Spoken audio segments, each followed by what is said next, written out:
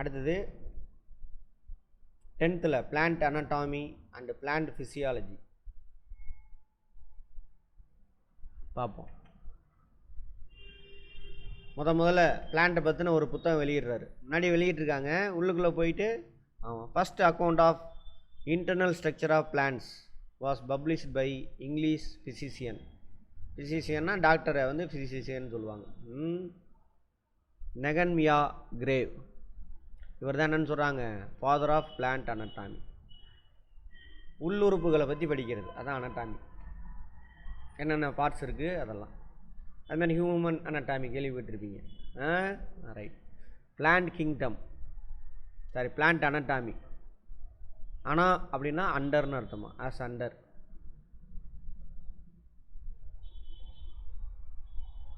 Denim அப்படின்னா to cut, உள்ளே cut பண்ணி உள்ளே போகிறது அப்படின்னு அர்த்தம். Is study of internal structure of plants. உள்ள அமைப்பு எப்படி இருக்குன்னு படிக்கிறதா அது பிளான்ட் அனட்டாமி. கேட்பான், இதுக்கு என்ன அர்த்தம்னு கூட கேட்பானுங்க இந்த டிஎன்பிசியில். Right.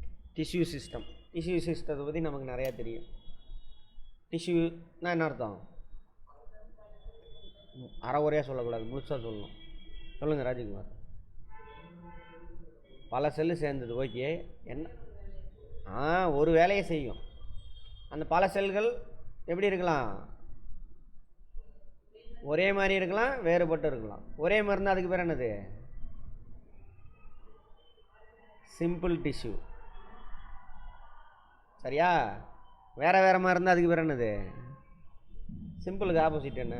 Simple, compound, complex. Compound கிடையாது, காம்ப்ளெக்ஸ் இந்த இடத்துல. சரியா? Right.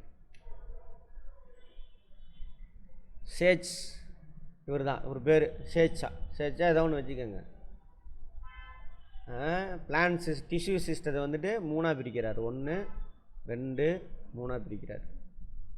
Dermal or epidermal tissue system. டெர்மல்னு வந்தாவே வந்துட்டு ஸ்கின்னு அப்படின்னு அர்த்தம், வெளியில் மேலே அப்படின்னு அர்த்தம். சரியா? Epidermis is outermost layer. Plant இருக்குன்னா பிளான்ட் சுற்றியில் இருக்குல்ல, அந்த outermost. It consists of epidermis, stomata, ஓட்டை, epidermal outgrowths, வெளியில் வளர்ந்து அங்கேருந்து தானே வளர்ந்து வரும் அது. Cuticle is present on the outer wall of the epidermis to check evaporation of water. செக்னு என்ன அர்த்தம்? தண்ணி வெளியில் போகாமல் பார்த்துக்கிறது, அதான் கியூட்டிக்கல். அது யூஸ் ஆகுது, அது பெரிய விஷயம் வச்சுக்கோங்க. Trichomes and root hairs are epidermal outgrowths. Trichome அது ஒரு உறுப்புன்னு சின்ன செல்லுன்னு வச்சுக்கோங்க. அப்புறம் ரூட் ஹேர், வேரில் சின்ன சின்னதாக முடியாக இருக்கும். அவ்வளோதான், இது பெரிய விஷயம்லாம் அதை விட்டுருங்க. அடுத்து கிரவுண்ட் டிஷ்யூ. மேலே தோல் விட்டோமா அது உள்ளே போகிறீங்க, அப்படி வச்சுக்கோங்க. மரம் இருக்கா, மரப்பட்டை இருக்குல்ல, பச்சையாக உரித்து எடுப்பாங்க. உரித்து எடுத்தோடனே அதுதான் இது எபிடெர்மல். காஞ்ச பட்டையை விட்டுருங்க, காஞ்ச பட்டையை அதில் ஒரு பாட்டு, அது இல்லாமல் பச்சை பட்டையை உரித்து எடுப்பாங்க. அது உள்ளே போயாச்சு. உள்ளே வெள்ளையாக மரம் இருக்கா, அதான் வந்து என்னது? Ground tissue.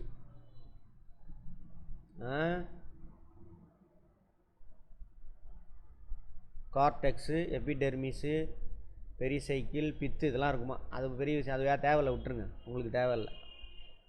அடுத்தது வாஸ்குலார் டிஷ்யூ. இதுதான் சென்டரில் இருக்கும். இதுக்குள்ளே நடுவில் இருக்கும், 3 4 கூட இருக்கும். வாஸ்குலார் டிஷ்யூ என்ன பண்ணும்? ஃபஸ்ட்டு ஃபுட்டுக்கு தேவையான ரா மெட்டீரியல் சொல்லுங்கள்.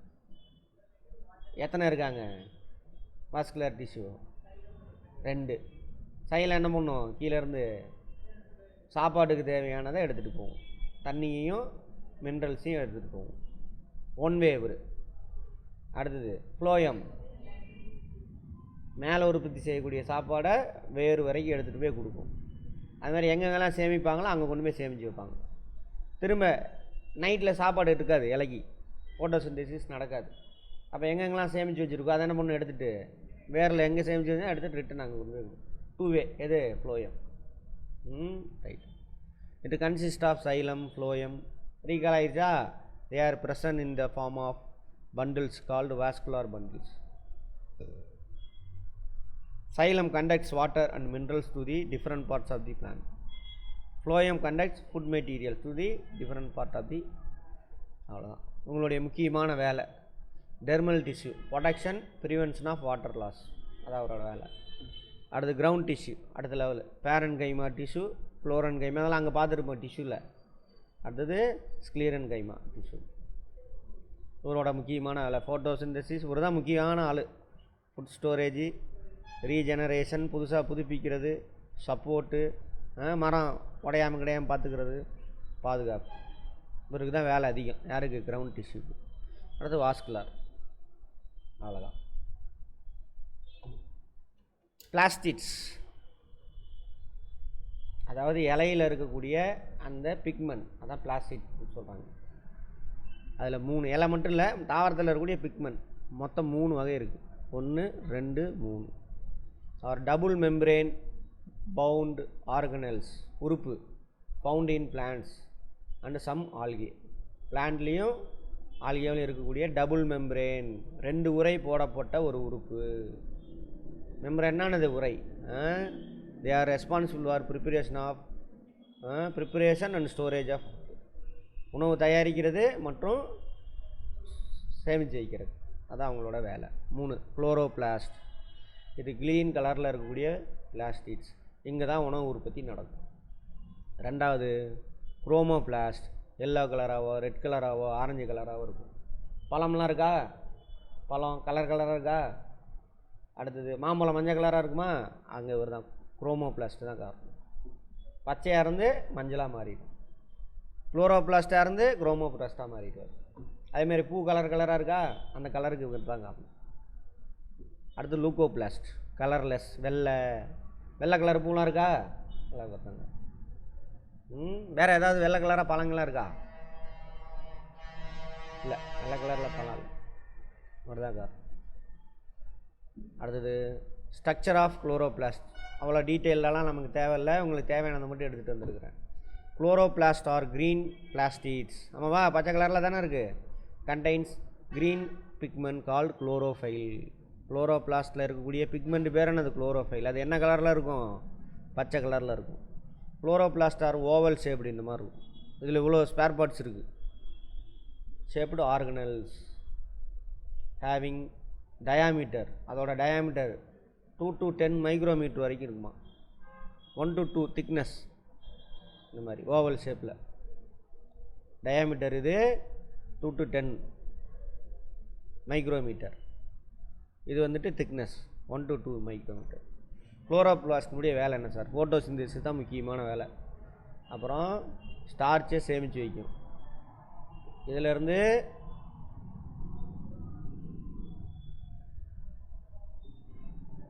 கார்போஹைட்ரேட் தயாரிக்கப்படும். கார்போஹைட்ரேட் என்ன திரும்ப ஸ்டார்ச்சாக மாதிரி சேமித்து வச்சுக்கணும். சிந்தசிஸ் ஆஃப் ஃபேட்டி ஆசிட்ஸ், கொஞ்சம் தேவைப்பட்டுச்சுன்னா என்ன பண்ணும்? ஃபேட்டி ஆசிட்டு தயாரிக்கும். தாவரத்தில் என்ன இருக்காமா? ஃபேட் இருக்காமா? அஸ்வதி, பிளான்ட்டில் ஃபேட் இருக்கா? எங்கே எங்கே எங்கே பார்த்துருக்கோம்? சொல்லணும், யோசிங்க நீங்கள். எண்ணெய் அங்கேருந்து தானே எடுக்கிறோம், தாவரத்தில் உள்ள எண்ணெய் தானே. எண்ணெய்னா என்னது? ஃபேட்டு தான் எண்ணெய் இருக்குது, அது மாதிரி சேமித்து வைக்கும்.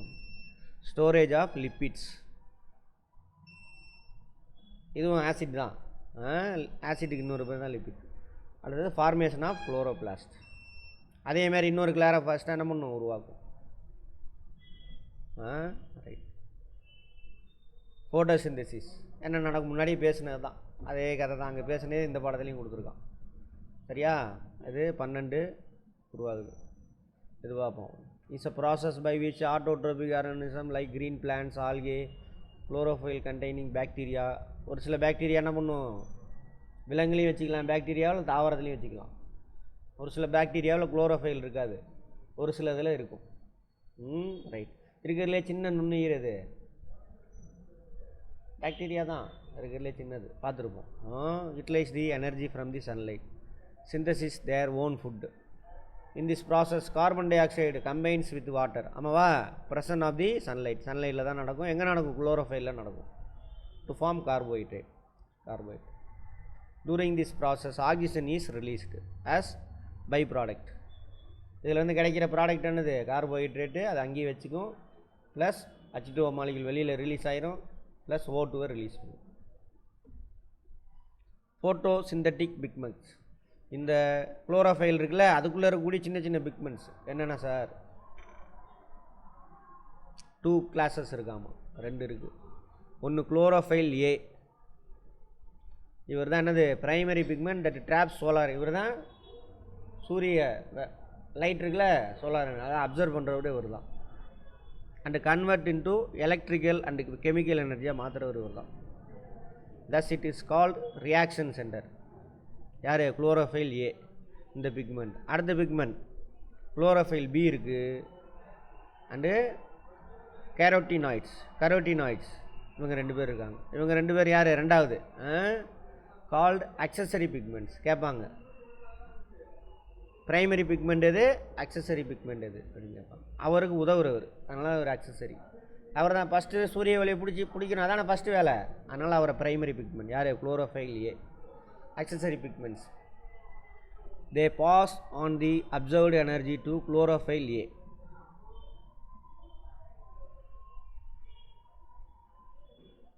இவங்க பிடிச்ச எனர்ஜி என்ன பண்ணுவாங்க? குளோரோஃபைல்கிட்ட தள்ளி விடுவாங்க. ரைட். Reaction center. ப்ரைமரி பிக்மெண்ட்டுக்கு பேர் ரியாக்ஷன் சென்டர், சரியா? ஹார்வெஸ்டிங் சென்டர் வந்துட்டு அக்சரி பிக்மெண்ட். யார் யார்? குளோரோஃபைல் பியும் கரோட்டினாய்ட்ஸ், இவங்க 2 பேரும் அக்சசரி சென்டர், இவங்க primary centre. Light dependent reaction, இதுக்கு இன்னொரு பேர் வந்து ஹில் ரியாக்ஷன். அதே ஃபோட்டோசிந்தசிஸில் தான் சொல்கிறாங்க. இதை கண்டுபிடிச்சவர் ஹில்லு, அதனால் ஹில் ரியாக்ஷன். சொன்னவர் யார் சார்? Robin Hill. 1939 தான் அதை கண்டுபிடிக்கிறாரு. This reaction takes place in the presence of light energy in thylakoid membranes. அதில் இருக்கக்கூடிய ஒரு மெம்பரேன், அது நமக்கு தேவையில்லை. Right. Photosynthetic pigments observe the light energy and convert it into chemical energy, ஏடிபியாக மாற்றும்.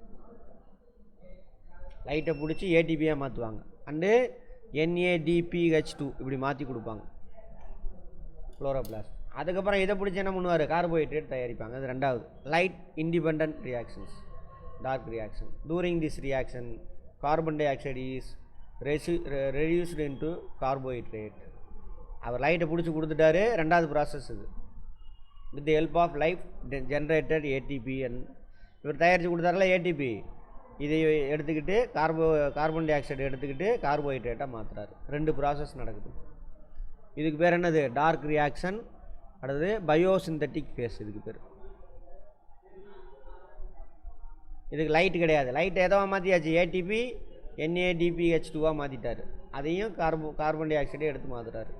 இந்த சைக்கிளுக்கு பேர் கால்வின் சைக்கிள். இது அவர் தான் கண்டுபிடிச்சிருப்பார். அதனால்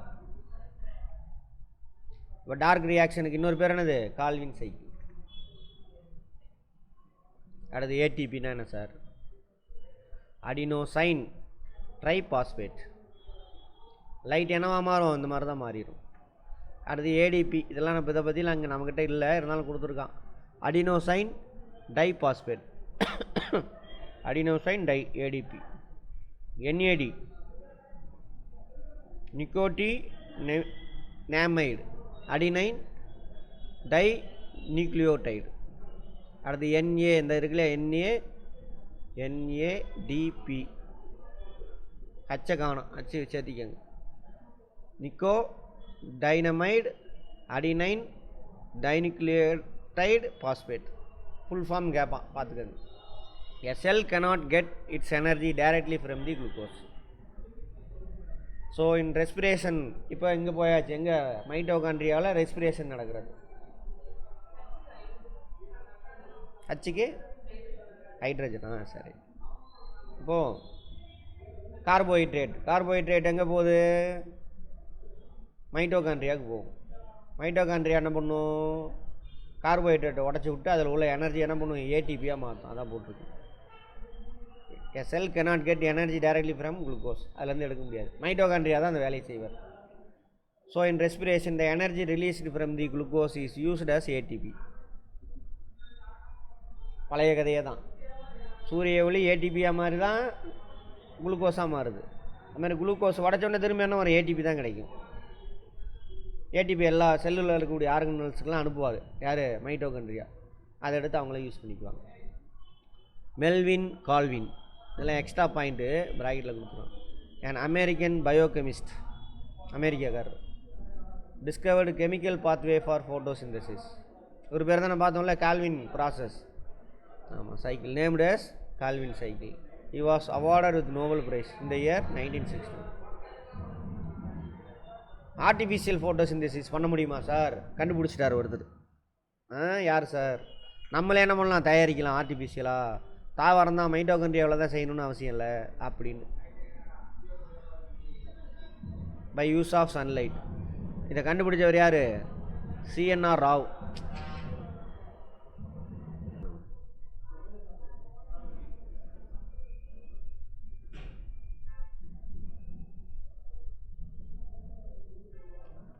அதேமாதிரி ஆர்டிஃபிஷியல் ஃபோட்டோசிந்தசிஸ் மூலிமா ஹைட்ரஜன் ஃபியூயல் அதுவும் ஒர்க் பண்ணியிருக்காராம்மா. ஒரு பாரத ரத்னா விருது கொடுத்துருக்காங்க 2013. யார்? Indian CNR Rao.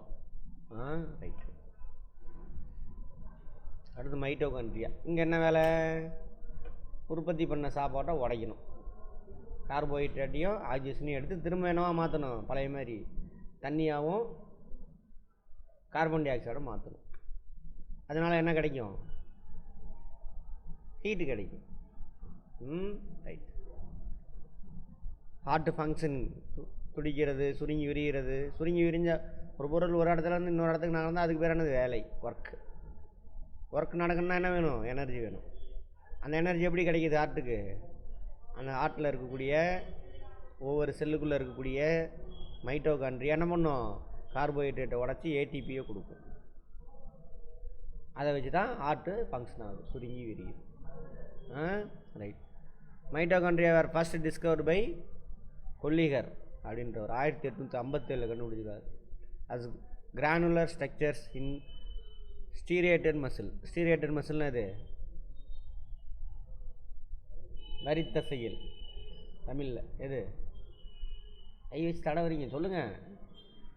எலும்பு மேலே ஒட்டிக்கிட்டு இருக்க தசையெல்லாம் என்னது? அதான் வரி தசை. 3 விதமான தசை பார்த்தோமா? நீங்கள் அந்த வீடியோலாம் பார்த்துருங்க, தெரியும். அதில் பார்க்குற ஒரு கிரானுலர் ஷேப்பில் ஒன்று இருக்குது அந்த செல்லில். என்னடான்னு பார்த்தா தான் என்னது? மைட்டோகாண்ட்ரியா. வரி தசையில் மைட்டோகாண்ட்ரியா ஒன்று இருக்குமா? அதுக்கு மேலே இருக்குமா? தசைகளில் அதிகமாக இருக்கும். ஒன்றுக்கு மேற்பட்ட மைட்டோகாண்ட்ரியா இருக்குன்னு. ஏன்? அது அதிகமாக ஒர்க் பண்ணணும். அதுக்காக ஒவ்வொரு செல்லையும் ஒன்றுக்கு மேற்பட்ட இது இருக்கும். ரைட். மைட்டோகாண்ட்ரியா சிங்குலரில், மைட்டோகாண்ட்ரியான் சிங்குலரில் சொன்னான். இது plural. Are organelles within the eukaryotic cell. ஆமாவா? ப்ரோகேரியாட்டிக் செல்லில் இருக்கும், ஆனால் எங்கே இருக்குன்னு தெரியாது. ப்ரொடியூஸ் என்னது? அடினோ ட்ரைசல், அதாவது ஏடிபி. கார்போஹைட்ரேட்டை உடைக்கிறது மூலிமா இது ரிலீஸ் பண்ணும். Which from the energy which form the energy currency of the cell. ATP தான் எனர்ஜி கரன்சின்னு சொல்லுவாங்க. ஆற்றல் நாணயம். எனர்ஜி கரன்சி எதுன்னு கேட்பாங்க. எது? ATP. For this reason mitochondria, இந்த ஏடிபியை ப்ரொடியூஸ் பண்ணுறவர் யார்? மைட்டோகாண்ட்ரியா. அதனால் மைட்டோகாண்ட்ரியான்னு சொல்கிறாங்க. Powerhouse of the cell. Cell பார்க்கும்பொழுதே பார்த்துருப்போம். Right, okay. வேரி சைஸு 0.5 மைக்ரோமீட்டர்லேருந்து 2 மைக்ரோமீட்டர் வரைக்கும் இருக்கும். செல்லுக்குள்ளே இருக்கக்கூடிய ஆர்கனல் இது, சரியா? Right. Mitochondrion contains protein. 60-70% protein இருக்காமா. லிப்பிட்ஸ், ஃபேட்டு உள்ள இருக்கும். 5-7% ஆர்என்ஏ இருக்கும். ஆர்என்ஏ இருக்கக்கூடிய செல் நுண்ணுறுப்பு ஆர்கனல், செல் ஆர்கனல் எது அப்படின்னா எது? மைட்டோகாண்ட்ரியா ஒன்று. இன்னொன்று இருக்குது, இது முக்கியமானது. ரைட். அப்புறம் small amount of DNA and minerals இதெல்லாம் இருக்குது மைட்டோகாண்ட்ரியாவில். Functions of mitochondria. Main organelle ரெஸ்பிரேஷனில், செல் ரெஸ்பிரேஷன் இங்கே தான் நடக்கும். கார்பன் டை ஆக்சைடு ஆக்சிஜனாக மாறுறது, அதான் ஒரிஜினல் ரெஸ்பிரேஷன். நம்ம இங்கே மூச்சு சுவாசிக்கிறோம்ல, அது வந்துட்டு chemical reaction நடக்காதாங்க.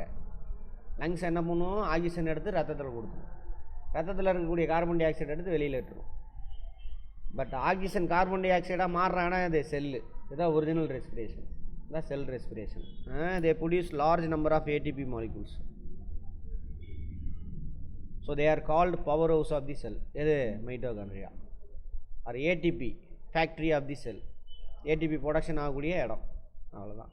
It helps the cell to maintain normal concentration of calcium ion. Mitochondria அதுக்கும் கால்சியம் அது மெயின்டைன் பண்ணுறது அவர் தான். நம்ம regulates metabolic activity of the cell. Metabolic அந்த செல்லுக்குள்ளே எல்லா வளர்சிதை மாற்றம் பார்த்தோம் இல்லையா, மெட்டபாலிக் புதிய மாலிகுல் ஃபார்ம் ஆகிறது, பெரிய மாலிகுலை சின்னதாக உடைக்கிறது, இதெல்லாம் நடக்கணும்னா இவர் தான் முக்கியம். ஏன்னா இவர் எனர்ஜி கொடுத்தா தான் அந்த வேலையெல்லாம் செய்ய முடியும். அது types of respiration. Respiration involves exchange of gases between organism and external environment. நான் உயிரும் ஆர்கானிசம் உள்ள ஆக்சிஜனை உள்ளே இழுத்துட்டு கார்பன் டை ஆக்சைடை வெளியில் வர்றேன். இது ஒரு physical process, not a chemical process. ஸ்டேட்மெண்ட்டில் கேட்பாங்க. பயோகெமிக்கல் ப்ராசஸ் எங்கே நடக்கும்? செல்லுக்குள்ளே தான், வித்தின் தி செல். பயோகெமிக்கல் அங்கே தான் என்ன ஆகுது? இந்த கார்போஹைட்ரேட்டையும் ஆக்சிஜனையும் எடுத்துக்கிட்டு கார்பன் டை ஆக்சைடையும் H2O மாலிகுலையும் ரிலீஸ் பண்ணுறாங்க. இதுதான் பயோகெமிக்கல் ப்ராசஸ். உயிரினங்களுக்குள்ள கெமிக்கல் ப்ராசஸ் நடக்குது. அதேமாதிரி ஃபோட்டோசிந்தசிஸும் ஒரு பயோகெமிக்கல் ப்ராசஸ். ஓகேவா? Right. Where the food is oxidised. இதுதான் ஃபுட்டு, கார்போஹைட்ரேட். இது ஆக்சிஜனோட சேருது, அதான் ஆக்சிடைஸ்டு. இது ஆக்சிஜன் ஏற்றம், ஆக்சிடேஷன் ப்ராசஸ். ஆக்சிஜன் கூட யார் சேர்றாங்க? கார்பன் சேர்ந்துக்கிறாரு.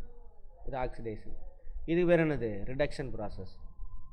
இல்லை, இது ரிடக்ஷன் சொல்ல முடியாது, ஆனால் அதை விட்டுருங்க. இல்லை, இது ஆக்சிடேஷன் ப்ராசஸ். ரிடக்ஷன் கிடையாதுங்க, ஒன்லி ஆக்சிடேஷன் ப்ராசஸ் தான். செல்லுலார் ரெஸ்பிரேஷன் இதுதான் செல்லுக்குள்ளே நடக்கக்கூடியது. இதில் ரெண்டு, ஏரோபிக் ரெஸ்பிரேஷன், ஆனோரோபிக். யாருன்னா என்னது? ஆக்சிஜன். ஆக்சிஜன் எடுத்துகிட்டு கார்போஹைட்ரேட் உடஞ்சதுன்னா இந்த மாதிரி உடையும். கார்போஹைட்ரேட்டு, ஆக்சிஜன், கார்பன் டை ஆக்சைடும் H2O மாலிகுலு எனர்ஜி ரிலீஸ் ஆகும். முன்னாடியே பார்த்துருப்போம். ஆனோரோபிக் ரெஸ்பிரேஷன், ஆக்சிஜன் இல்லாமையே உடையும். ஒழுங்காக ஆக்சிஜன் சப்ளை இருக்காது, அப்போ உடையும். அப்போது கார்போஹைட்ரேட்டு C6 கீழே வரணும், அதுவே அப்படியே உடையும். ஆக்சிஜனே தேவையில்லை. கார்பன் டை ஆக்சைடு ப்ளஸ்ஸு இது ஆல்கஹால். எத்தனாலா? ஆல்கஹால்னால் எத்தனால் எல்லாம் ஒன்று தான். ரெண்டு ஆல்கஹாலும் எத்தனாலும் எனர்ஜியும் கிடைக்கும். பட்டு இதில் கிடைக்கிற எனர்ஜி இதில் கிடைக்கிற எனர்ஜியோட அதிகம். எத்தனை மடங்கு அதிகம்னு பார்த்தோம்? 19 டைம்ஸ். ஒரு கார்போஹைட்ரேட் உடஞ்சாக்க எத்தனை ஏடிபி கிடைக்குன்னு பார்த்தோம்? 36 ATP. ரீகல் ஆயிடுச்சா? மறக்கக்கூடாது. அவ்வளோதான். இதோட பிளான்ட்டு சம்மந்தமான விஷயம்லாம் முடிஞ்சுது.